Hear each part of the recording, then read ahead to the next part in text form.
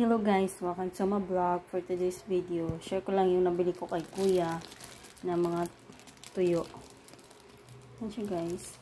Sap-sap man siya sa Bisaya. Kani, dinis. Gan. Sabi ko kay kuya, ito lang bilhin ko.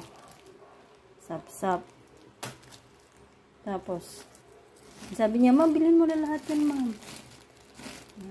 Pinabili niya sa akin lahat. Sabi ko, baka malugi pa siya. Binigay lang niya ng 200 lang. Sabi, kuya, okay na. Anong gagawin namin dyan? Dalawa lang kami. Ang dami.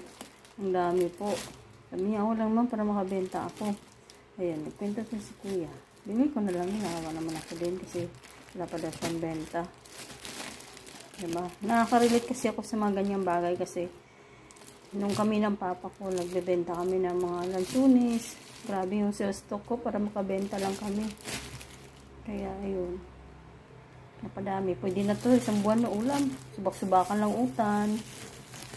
Ayan. Tuyo. Pasadaghan na lang tubig guys. Balita manti ay. Ako lang to guys. Akong vlog today. Salamat sa inyong panonood. God bless.